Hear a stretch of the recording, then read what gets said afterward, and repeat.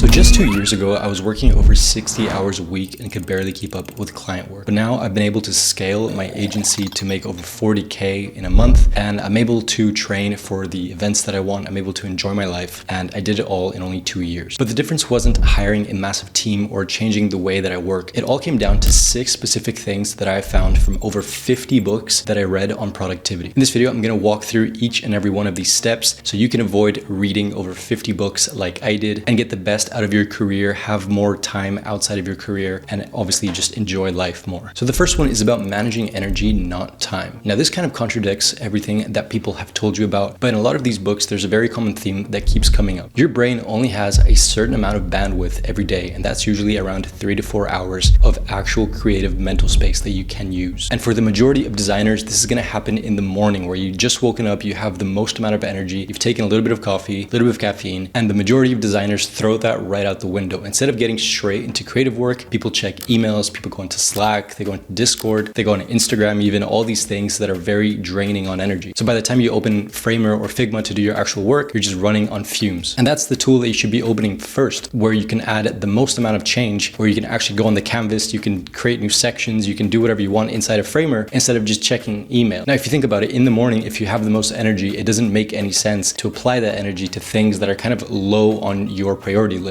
That's why it's so important to take the morning energy and go straight into Framer or Figma or wherever you're working and apply your creativity there, because that way you can really multiply your value instead of just replying to emails. And this is pretty similar if you are working out or if you're training for an event or something. You want to do these workouts if you have the most amount of energy. Imagine you're a professional athlete. You're not going to do it at the end of the day when you're drained. So you have to apply that same mentality. You have to pretend that you're a professional athlete and apply that to your daily life. So the first tip in summary is stop managing your time, start managing your energy. But managing your energy doesn't really matter if you have one thing that's taking you away from your creative work. And by the way, if you want a cheat sheet where I have all the tools that I'm talking about today and how to actually implement this in your daily life, check it out in the description. So that leads us on to number 2, which is communication batching. So again, you can be using your energy in the best places, but if you're constantly checking DMs and checking Slack, your energy is being pulled away from the creative work that people hire you to do. The problem obviously isn't email itself, it's the fact that you're going from one thing to another constantly and you're switching the context and you're going from creative mode to being more reactive. And this is something that I learned in the book, which is that getting back into that creative flow takes like 15 to 20 minutes. And if you apply that the whole day and you're checking email once an hour, you're never really fully focused on the work that you have to do. So that leads us to communication batching, which is setting 2 specific times in your day or just one and speaking to the clients only in that time range. Now, when I first did this, I thought that my clients were going to be annoyed or they're going to be kind of angry that I'm not replying to them immediately. But if you have a professional client, they are either going to be patient with you or they're going to understand that you're just going to react. They're just going to reply whenever you end up replying. Now, obviously, if you have a massive fire, then yeah, put it out, go into email, fix it. Don't just be like, no, Arnaud told me not to do this, so I'm going to do at 3 p.m. That's not what I'm saying. But most of these fires aren't actually fires. They can wait until lunchtime for you to reply, or they can wait until you have a little bit less energy and you've done the actual important stuff, which is the creative work, which is actually the creative work, going into Framer, building the sections that you need to build, sending it to the client, doing revisions, all these things. But that's where the money actually gets made. It's going to be when you're actually in Framer or Figma and you're in the canvas, you know what I mean? That's where you're actually doing the money thing. But specifically, even if you do protect your hours and all these different distractions, it all comes down to a single thing that a lot of designers are doing. And that habit is perfectionism, specifically perfectionism for the very first draft of your work. A lot of people sit down and the first draft of the work that they do, they spend many hours, 5, 6, 7 hours on a specific first draft, and then you're super proud of it. What happens is by the time that you send it to the client, they see that as a first draft and then they just send it right back to you with a couple of things that you need to change. And of course, you end up getting pretty angry at the client, or you get annoyed that they're doing this because they don't understand how much time you put in and the effort and the emotions that went into this. But there's a specific rule that I've used since I was in university or even before that until now, which is trying to get 70% of the way done, sending that first, try to get a reply from there, and then you can move on. So you're trying to get up to 70% as fast as possible with different sections in Framer. If you go into talbot.io, you can get ready-made sections there, or using a template in Framer, something like that. If you do that and quickly build up the work, then you can focus on perfectionism after you finish that. So perfectionism really is wasted time in the beginning. The client is always going to want to change something. But even if you stop over perfecting your work, your schedule is still going to be pretty messed up because of this one thing that a lot of people don't include in their contracts. And that's actually how you handle revisions. Now, let me know if this sounds familiar. You sign the contract, you get paid on time, you start the project, and the first round is fine, then the second, then the third, but then you go into the fourth, the fifth, the sixth, and the client just keeps asking for more and more changes, and you feel guilty saying saying no because they paid maybe a lot of money, maybe not a lot of money, but either way, they're kind of hiring you and you feel guilty. So it's not even that the client is difficult, it's that you kind of gave them permission because in the contract, there was nothing that said otherwise. So the client is going to read that and be like, okay, I think this is fine, especially if you don't tell them anything. They don't know that that's not common in the industry. So what you do here is that when you create your contract, you want to add a clause, and the most common practice thing to do is just to add 2 or 3 revisions as max. And then if they want extra things, then you can add a specific hourly price or per week or per whatever, but you need to set a specific cap. And what happens in these caps is that you tell your client like, okay, this is the first revision, signed off, blah, blah, blah. Second revision, okay, done. Third revision, okay, done. By the way, if you need more work after this revision, it's going to cost you this much and this much. And most of the time, they're going to be completely fine with that because they understand that you're a designer and they're going to respect your work. And if they don't respect your work, then that says more about them than it does about you. But we still haven't covered the mental side, and that's one of the most important pieces. Because here's the thing about the mental side, it doesn't really matter how much you get done if at the end of the day you feel like it was a complete mess of a day. Because here's the thing about the mental side, it doesn't matter how much work you actually get done if you feel like you're never making any real progress on your project. I used to finish a homepage or send over proposals or do a bunch of work, but at the end of the day, you still see all the tasks that are left over for the whole project or your week. And I have a Notion thing where I have everything set up, so I see everything that's going to happen in my life, and that can be very overwhelming because as humans, we need that final act of a hunt where we finish the job. The finish line is always moving, then you never feel satisfied with the work. That's why at the end of the day, you need to grab a journal and write down everything that you've done in the day and what you're going to do tomorrow. That way your brain can actually close and it can understand that today was a successful day and tomorrow there will be more work, but that's for tomorrow. Now we can rest and enjoy the work that we did today. So this kind of forces your brain to recognize the wins, but even after this, we haven't actually talked about how to multiply everything that we're doing. So I myself am considered an OG because I was in the design world before AI was here. And back in my day, multiplying myself meant hiring a junior or trying to hire other people to do kind of like the boring work. But luckily, if you're just starting out and you don't have that kind of money, then there is another option, which is using AI. Now, it's always better to use real people because people come with nuance and experiences that maybe AI can't bring to the table. But again, if you're just starting out, that's not an option. It's just not a possibility, even if you wish it was. So this is where ChatGPT or Claude can come in handy. So the best thing to do now is to go into Claude and type in the project brief, type in everything that you know about the client, the brief, the project, the client, the project, the target audience, all these things. And it's going to give you an understanding of what you need to create for the proposal, for the contract, for the first draft of the website, for the logo, for whatever. It'll give you a base start. Now, this doesn't mean that you take it, you copy everything, you paste and you send it to your client. You take this and you mold it around yourself, and you're an actual human being, so you should incorporate your own words, your own thoughts and feelings into this. You don't just take AI and done. That's not how it works, because the client is going to smell it from a mile away. And again, we've talked about this in other videos, but I don't need to get into that all again right now. But basically, this can cut your admin time in half, and you can spend your time doing things that actually make more money, like the actual design work or hiring someone to look for clients or all these different things. So now that you know the 6 productivity tips that I learned reading over 50 books last year, you might be wondering how to actually apply AI more into your project, just because it's such a convenient thing, which I kind of skipped it because I have a full video coming out, and if you want to watch it, it's right here.